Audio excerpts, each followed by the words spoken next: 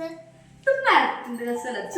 Mobile phone എന്ത് കോപ്പാണ്. എന്റെ ആടിന് അത്ര വാങ്ങുന്നില്ല ഈ മരത്തിന്റെ ആശന. ഓ പിന്നെ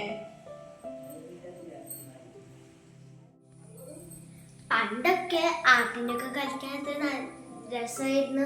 ആട്ടിനെ പറിക്കുന്നതും അപ്പുറത്തെ പോലെന്ന് കഞ്ഞിന്റെ വെള്ളം കൊണ്ടിരുന്നതും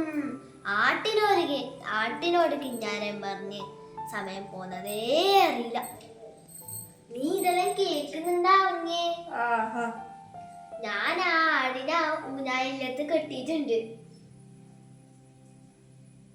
കേട്ടുവോ? ഞാൻ ആ ആടിനെ ഊഞ്ഞാലിനകത്ത് കെട്ടിയിട്ടുണ്ട്. ഫ്ലാറ്റിലൊക്കെ ആടല്ലോ ഇപ്പൊ വരെ സെക്യൂരിറ്റി. നിങ്ങളെ കൊണ്ട് എന്ത് പഠിക്കുമോ? ആടിനാടാക്കിട്ട് വന്നാ പോരേന്നില്ലേ? ഓൻ ബെസ്റ്റ്. ഓന്റെ മുഖത്തേക്ക് നോക്കിട്ട് രണ്ടെണ്ണം പറയാനുണ്ട്. ആര് സെക്യൂരിറ്റി ഇതോ പോയ എനിക്കിടെ കുറെ പണിയുണ്ട്. ചാനലിന്റെ എന്തൊക്കെ എഡിറ്റ് ആക്കാനെല്ലാം ഉണ്ട്. എന്ത് ഇഡ്ലി ആക്കാനാ? ഇഡ്ലി ആക്കുന്നതാണെങ്കിൽ കുറച്ച് സാമ്പാർ ആക്കിക്കോണേ. എനിക്ക് തരണം. ഇഡ്ലി അല്ല എഡിറ്റ്.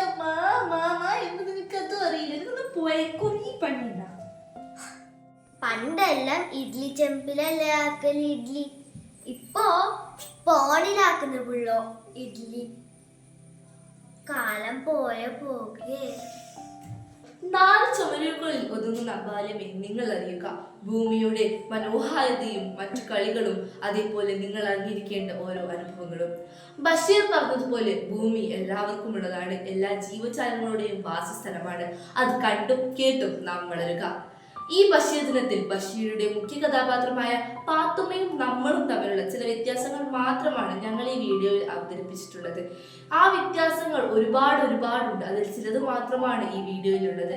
നമ്മൾ ഇനിയും ബഷീറിന്റെ പല കഥാപാത്രങ്ങളിൽ നിന്നും പഠിക്കേണ്ടതുണ്ട്. പല പാഠങ്ങളും പല നല്ല കാര്യങ്ങളും പല കഥാപാത്രങ്ങളിലൂടെ പഠിക്കേണ്ടതുണ്ട്. അതിനൊരു എക്സാമ്പിൾ മാത്രമാണ് പാത്തുമ്മ.